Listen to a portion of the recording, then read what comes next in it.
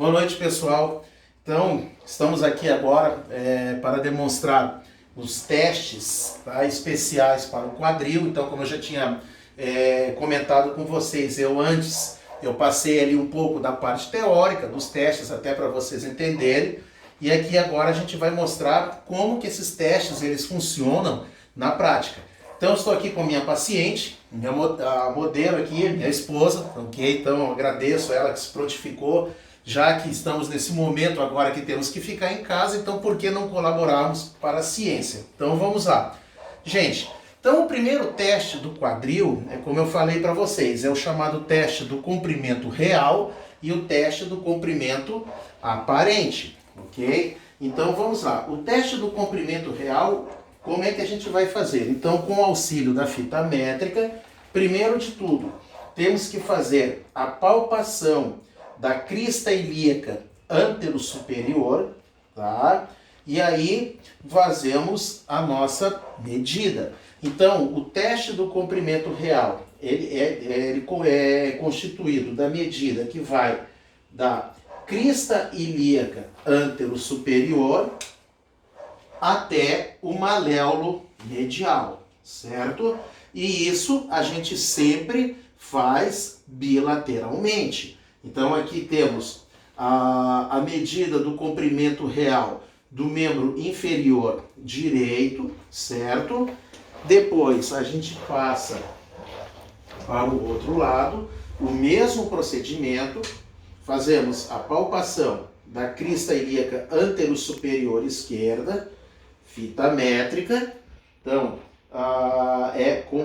esse teste, então, como eu já falei, é constituído de distância que vai da crista ilíaca antero-superior ao maléolo medial. Bom, gente, então, vejam, relembrando, quando a gente fala de teste do comprimento real, é algo que é real mesmo, ok? Então, por exemplo, o que pode levar a uma alteração no comprimento real do paciente? Então, vamos supor que o paciente tenha sofrido um traumatismo, uma fratura de fêmur, uma fratura de tíbia, tá? Então, principalmente, vamos supor até uma situação bem, mais assim, grave, uma fratura exposta. Isso é de se esperar que o indivíduo vai apresentar o quê? Um encurtamento de membro. Então, vejam, quando a gente fala de alteração no comprimento real, estamos falando de o quê? É algo que é real, é no osso. Tá? Então você teve uma alteração real no comprimento do membro, ok? Bom, vamos partir agora para o teste do comprimento aparente. Então vejam, o que é aparente parece, mas não é. Como que é feito então a medida do comprimento aparente?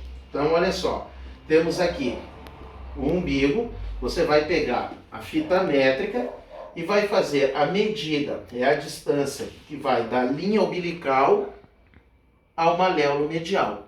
E sempre comparando bilateralmente, ok? Então, de novo, o teste do comprimento aparente, distância que vai da linha umbilical ao maléolo.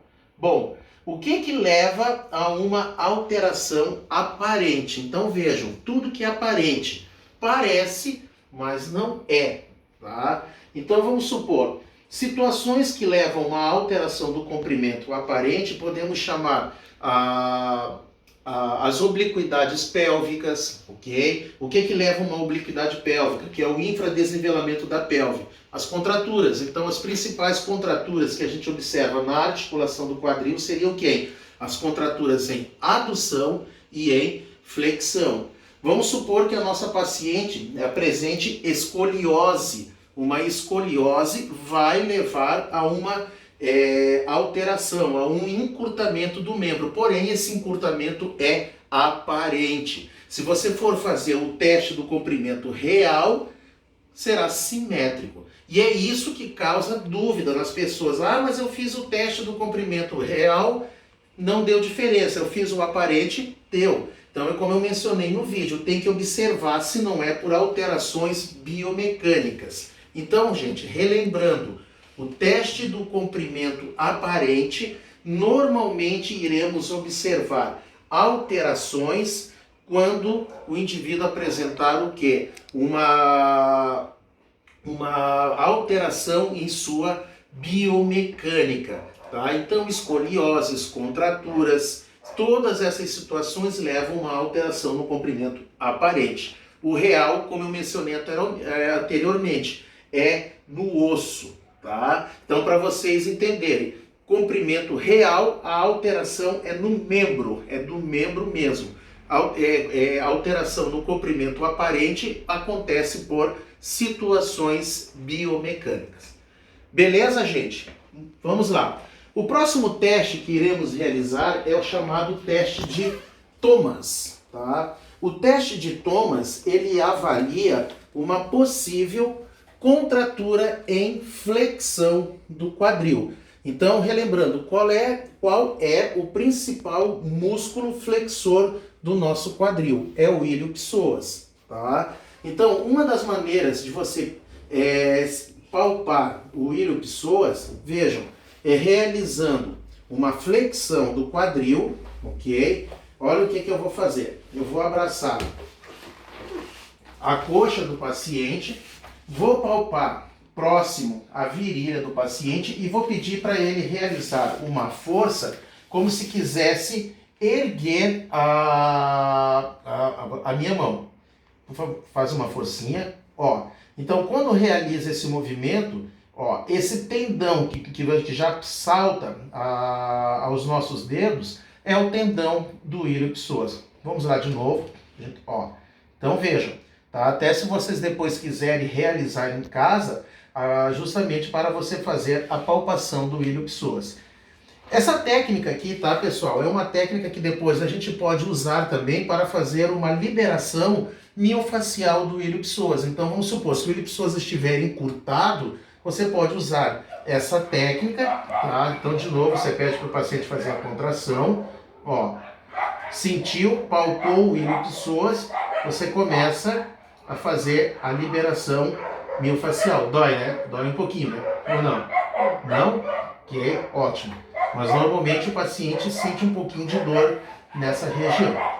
Muito bem, então vamos lá. O teste, tá, pessoal? Vamos supor que a nossa paciente aqui apresente um encurtamento de ilio-psoas, tá? Como é que é o teste? Eu vou pedir, então, para que o paciente segure, ó, na fossa poplítea, ok? E faça a flexão do quadril, tentando encostar o mais próximo o joelho no seu peito. Vai lá. Ó, e aí você vai observar o membro inferior contrário, tá? Então, o que acontece? Se o membro inferior do lado contrário ao teste, a fossa poplítea, não ficar encostada na maca, isso está mostrando que o paciente está apresentando uma contratura fixa em flexão de quadril. Atenção, muita gente confunde. Qual o ilio-psoas está sendo testado?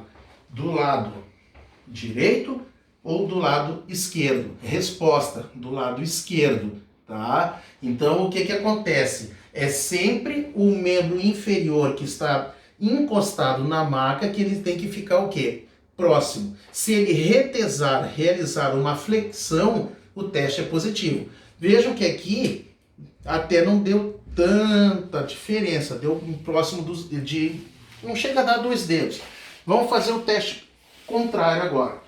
Vamos pedir para o paciente fletir o membro inferior esquerdo. Vamos lá. Ok? Sem compensar, não vale compensar. Olhem aqui, gente. Olhem um teste de Thomas positivo. Certo? Então aqui, tá, que vergonha, amor? Mas tudo bem. Tá? Então, eu também tenho. Então, vejam que aqui ó, dá praticamente 4 dedos. Então, o correto era esse músculo, ó, esse membro inferior direito ficar o mais próximo da maca. Se eu soltar, olha lá o que acontece. Ok? Então, está mostrando um teste de Thomas positivo para o lado direito, mostrando uma contratura fixa de ilho-psoas do lado direito.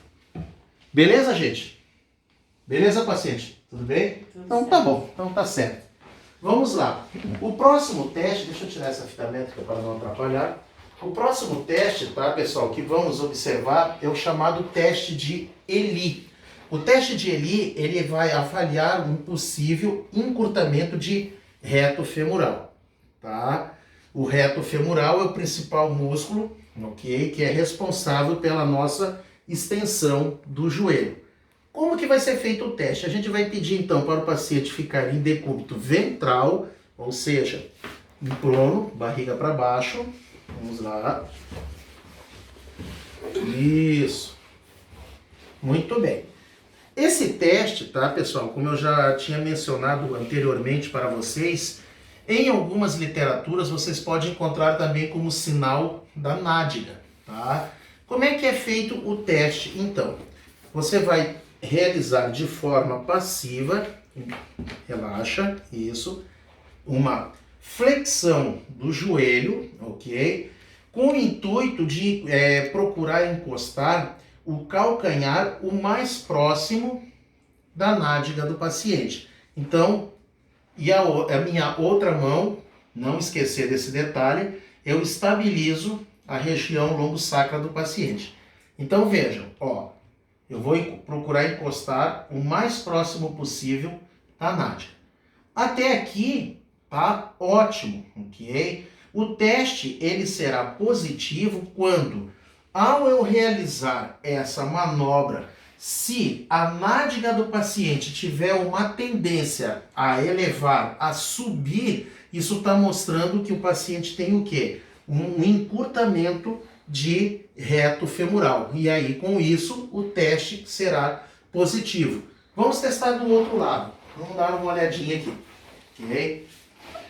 Vamos ver a nível do lado direito. Igual também, tá, pessoal? A mesma coisa. Então, aqui temos dois testes de Elie negativo, tanto para o lado esquerdo quanto para o lado direito. Então, lembrando, sempre que você posicionar o paciente decúbito ventral, você, de forma passiva, procurar encostar o calcanhar do paciente na nádega, tá? Não esquecer de estabilizar a região lombo-sacra. E, se caso, na realização desse teste, o glúteo, a nádega do paciente, subir, fazer uma elevação vertical, o teste é positivo e isso você pode estar tendo o quê? O paciente, no caso, pode estar apresentando um encurtamento de reto femoral.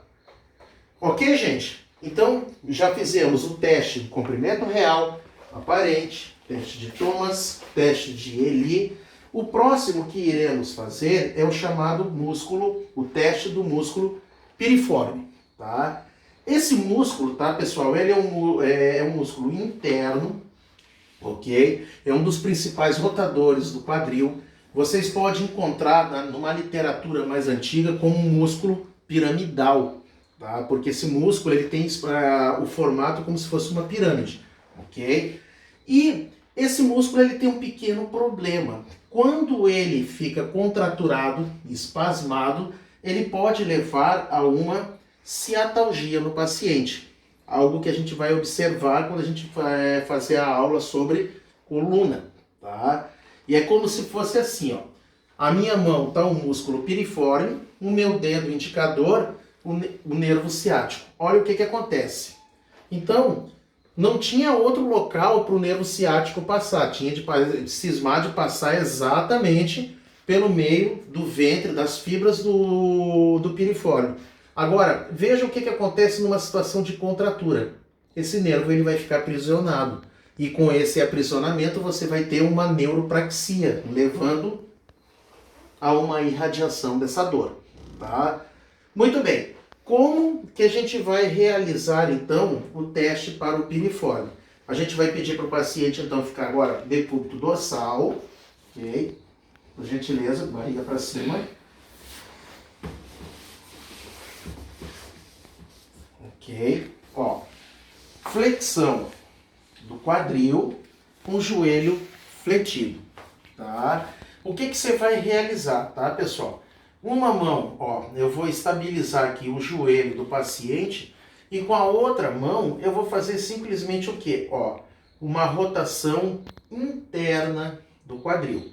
De novo, vamos repetir o teste. Então, primeiro de tudo, eu vou realizar flexão do quadril, estabilizo o joelho, a outra mão próximo ao tornozelo do paciente, eu vou fazer uma manobra de rotação interna do quadril.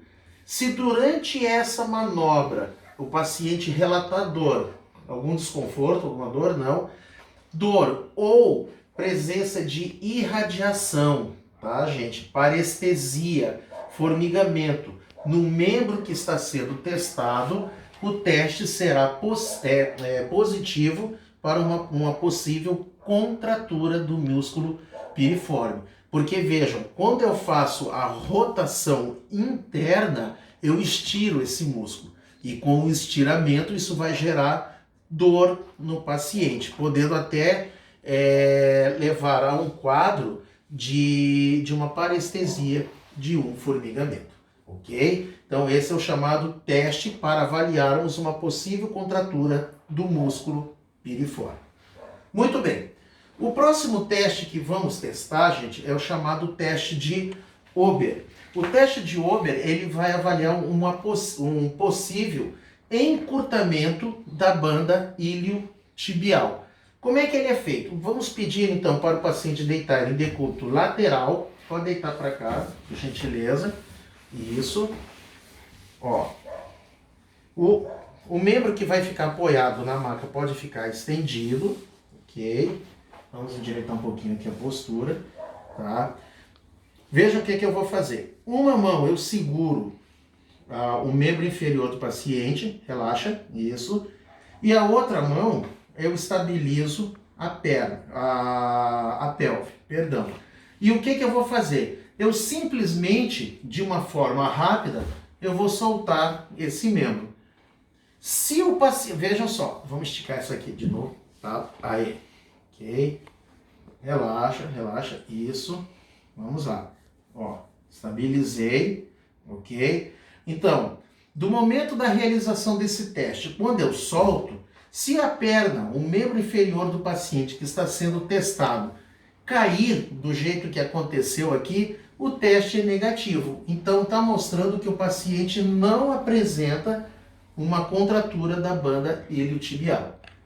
Por outro lado, ok, se do momento que eu solto o membro do paciente e vamos supor que o membro ficasse no local aqui, ficasse pendurado, digamos assim, o teste é positivo e está mostrando uma possível contratura da banda iliotibial.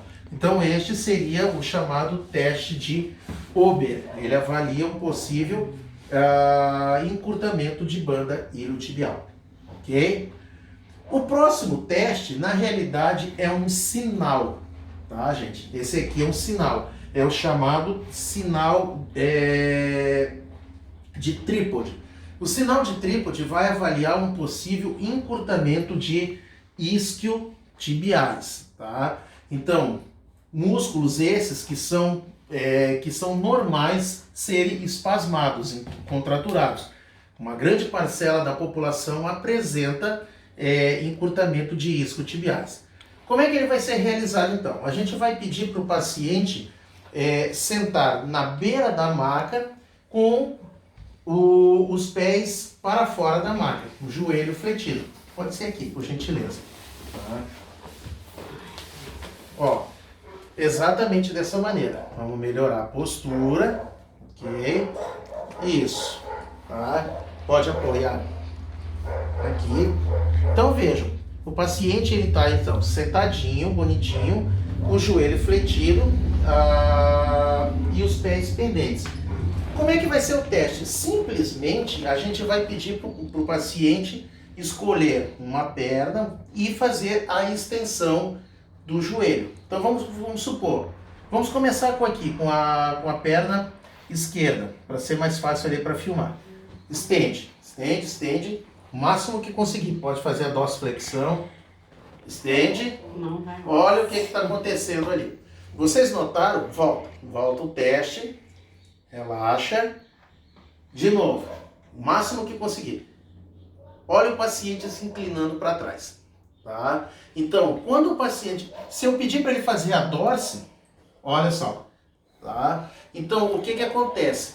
Do momento da realização do teste, se o paciente tiver uma tendência a ficar tendo uma inclinação para trás, ele está tentando escapar do teste. Okay? Por quê? A extensão do joelho impõe uma tensão máxima nos isquiotibiais que estão encurtados.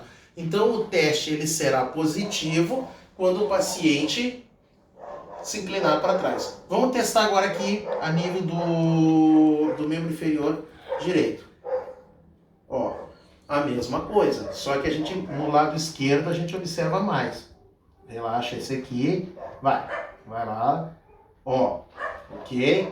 Vamos piorar a situação. Agora, fica dessa maneira assim, ó, isso. Sem apoiar, vai lá, realiza o teste, vai, o máximo que conseguir, vai. Não vai. Estende o tornozelo, olha lá, ok? Então, gente, isso aqui pode voltar, certo? Existe uma técnica que é o chamado alongamento neural. Essa técnica aqui que eu mostrei para vocês, vocês podem encontrar na literatura também como slump test ou alongamento slump. Você pode utilizar essa técnica, ó, se você quiser reabilitar o paciente, vamos estender, vamos vir para cá, vamos, olha só, não vai mais do que isso. Que vergonha, hein, amor? Pelo amor de Deus, tá? Mas tudo bem, eu também sou pior. Exato, por que tá doendo na fossa poplítea? Porque tá encurtado. Então você pode, ó, alongou? Tá, vou voltar. Você pode fazer esse teste justamente para tentar alongar os isquiotibiais. Mas isso é cenas para um próximo capítulo. Quando a gente falar de coluna, a gente vai falar do alongamento slump, ok? Muito bem. E agora, para finalizarmos, tá, gente, vamos para o famoso teste de Trendelenburg, ok? Que avalia o nosso músculo glúteo médio. Vamos relembrar um pouquinho. O glúteo médio é o nosso principal abdutor do quadril, ok? Então, o que acontece? Esse músculo, ele é importante no nosso ciclo da marcha. Então vejam que o glúteo médio, vamos supor, do lado esquerdo, num apoio unipodal, ele sempre vai estabilizar a pelve do lado contrário. Então como é que ele vai ser feito o teste? Vamos pedir para o paciente levantar, pode levantar, ok? Vamos vir aqui, tá? Ó. Certo? E aí como é que a gente vai pedir? Eu vou pedir para o paciente realizar ficar em apoio unipodal do lado esquerdo. Assim, ó. Dessa maneira. Ok? Isso. Tá? E aí a gente observa a pelve do lado direito. Então vejam, tá, pessoal? Aqui eu estou testando o glúteo médio do lado esquerdo. Se o paciente tiver um infradesnivelamento, ou seja, a pelve do lado direito cair, a gente vai ter o quê? Uma fraqueza do glúteo médio do lado esquerdo e um teste de Trendelenburg positivo. Opa, cansou, né? Um teste de Trendelenburg positivo para o lado direito. Então, de novo, vamos frisar. Isso. Qual o glúteo médio que eu estou testando? O glúteo médio esquerdo. Se ocorrer o infradesnivelamento, o chamado teste da reboladinha, o paciente cair para o lado direito, a pelve cair para o lado direito, está mostrando fraqueza do glúteo médio esquerdo e um teste de Trendelenburg positivo aonde? Para o lado direito. Pode voltar. Certo, gente? Então, estes são os principais testes para o quadril, ok? Então, o que eu sugiro para vocês agora? Correlacionar esse vídeo que eu fiz com as aulas que eu passei, tá, para vocês. E qualquer dúvida, eu estou à disposição depois para a gente conversar um pouquinho. Beleza? Era isso, um abraço, fiquem todos com Deus. Tchau, tchau.